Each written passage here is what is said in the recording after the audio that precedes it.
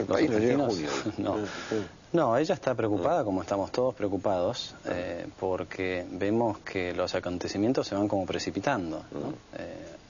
Es curioso, es casi contra el sentido común, pero el gobierno adelantó las elecciones y yo creo que en este plazo más breve de tiempo van a suceder más cosas, porque está la velocidad. Claro. La dinámica. Y la dinámica es imparable. La gente lo entiende muy bien. La gente lo primero que se pregunta, y esto hay que aclararlo, ¿no? Lilita habla de fechas. Lilita, por sobre todas las cosas, está en contacto con la gente. Y lo que recibe la gente es esa preocupación, esa información que los que están aislados en el poder no entienden, ¿no? Y la gente, la pregunta que se hace es, ¿por algo habrán adelantado las elecciones? ¿No? Entonces, ¿qué es lo que va a pasar después de las elecciones que los forzó a ellos a adelantar las elecciones? Alfonso, como expresidente del Banco Central, ¿el dólar está a 3.70 porque lo decidió el Banco Central o está a 3.70 porque la gente está comprando más? Por las dos. Digamos, si el Banco Central no vendiera tantos dólares como está vendiendo, sería más alto. Y te agrego una tercera, ¿no? Que es la presión de la Secretaría de Comercio y del Banco Central para que a ninguna empresa se le ocurra comprar dólares, ¿no? ¿Y cómo se hace eso? Eso se hace, bueno, levantando un teléfono y diciendo si hacen una compra mayor a tantos dólares, cuidado porque los vamos a investigar. Estamos también en una política cambiaria, monetaria curiosa, digamos. Novedosa, novedosa, ¿no? Sí, novedosa, pero es un capítulo más de un ambiente bastante extorsivo, ¿no? Entonces, bueno, se juntan esas tres cosas.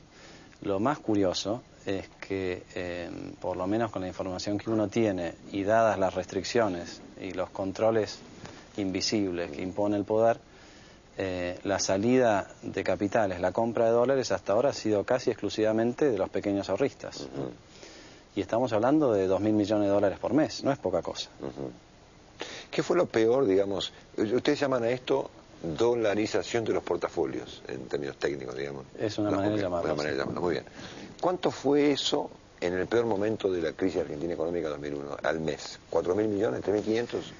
Tuviste algún mes de, sí, un pico de 4.000, pero en el 2001, en total, si recuerdo bien, se fueron 15.000 millones de dólares. El año pasado se fueron 23.000.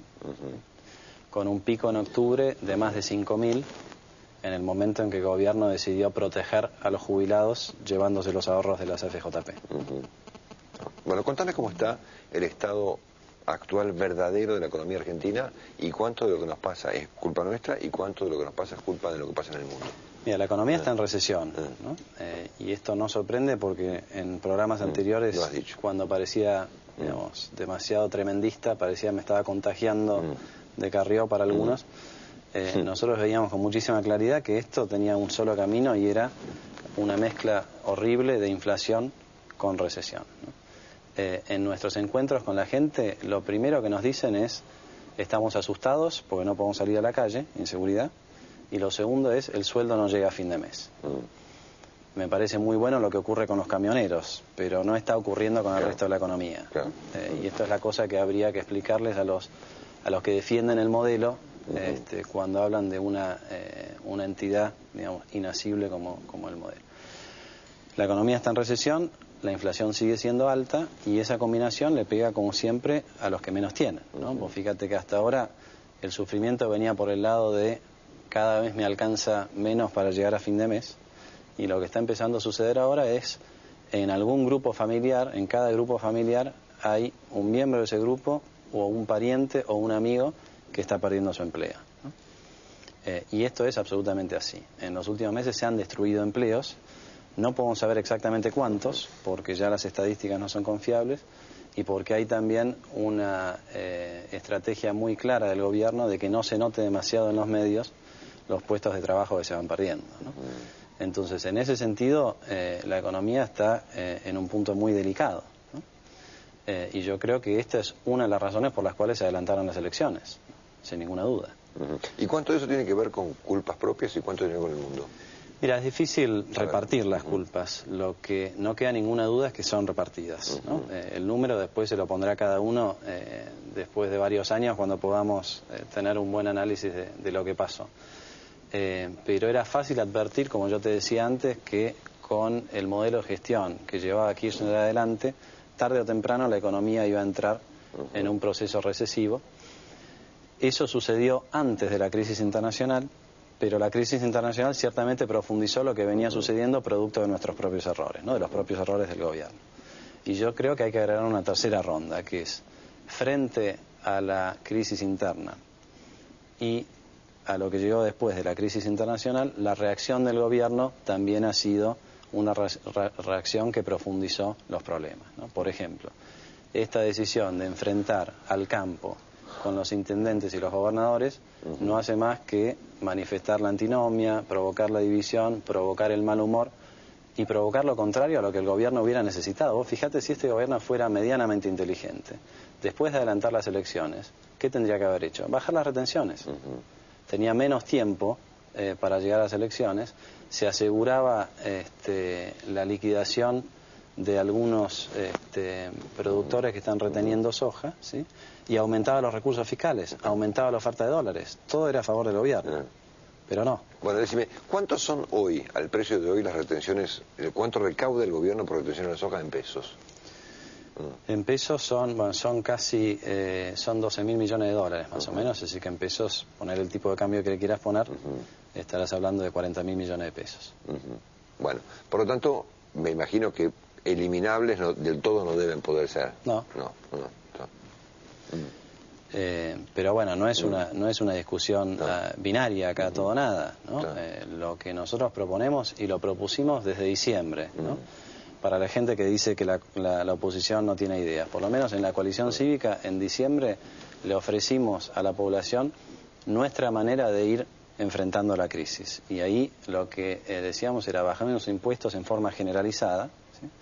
Las retenciones eran parte del programa, pero también decíamos fundamentalmente bajemos los aportes patronales, porque para aquel comerciante o para aquel empresario a quien le caen 40-50% las ventas, y esto está sucediendo en forma bastante generalizada, es imposible pensar que puede mantener el mismo nivel de empleo. Entonces, antes de que esa persona salga a echar un 10 o un 15% de su plantel, bajemos el costo laboral vía menores impuestos. O sea, ¿querés algo más redistributivo que eso? Digamos, no lo hay. Ahora este gobierno se sentó sobre la caja, ¿no? Y cuando entendió que tenía que hacer una concesión de caja, no se le devolvió a los productores, se las pasó a los intendentes y a los gobernadores para que el problema sea de ellos. Entonces, y vos fijate esta cosa que critican que la oposición no tiene ideas o que simplemente sale a criticar lo que hace el gobierno. La Presidenta anunció este cambio en las retenciones el día en que la oposición no pudo juntar quórum en el Congreso para discutir las retenciones. Sí, claro. Y la Constitución es muy clara al respecto. Las retenciones las decide el Congreso Nacional. Entonces, en el momento en que la oposición proponía una discusión abierta acerca de las retenciones, el Poder Ejecutivo estaba yendo por su camino, un camino eminentemente electoralista y político, que no hace nada por resolver la situación. Alfonso, por último te pido un pronóstico. La inminencia, supongamos que el jueves próximo el Senado finalmente apruebe, pasado mañana, el adelantamiento electoral, y que efectivamente votamos el 28 de junio próximo. ¿Vos creés que esa fecha puede precipitar comportamientos económicos de preocupación? Es decir, la confirmación de la fecha y el hecho de que se vota ya. Es decir, estamos en el fin de marzo, en 2 meses y medio votamos. ¿Eso puede precipitar comportamientos de la gente en términos de ahorros, depósitos, tipo de cambio, moneda? Yo creo que ya lo precipitó. Me refiero a más. Y la pregunta que habría que hacerse es si el Senado no lo aprueba, digamos, y ahí podés entrar en diferentes escenarios. Pero yo creo que a la gente le pusiste sobre la mesa la única incertidumbre que todavía no tenía, que era la del proceso electoral, ¿sí?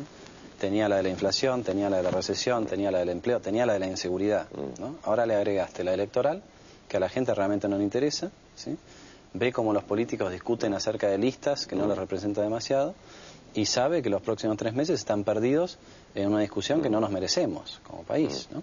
Entonces, yo creo que esa dinámica ya es difícil de parar, ¿no? Tanto en el caso que se apruebe favorablemente que las elecciones sean el 28, como que no se apruebe favorablemente y entremos en una discusión política aún más profunda, ¿no?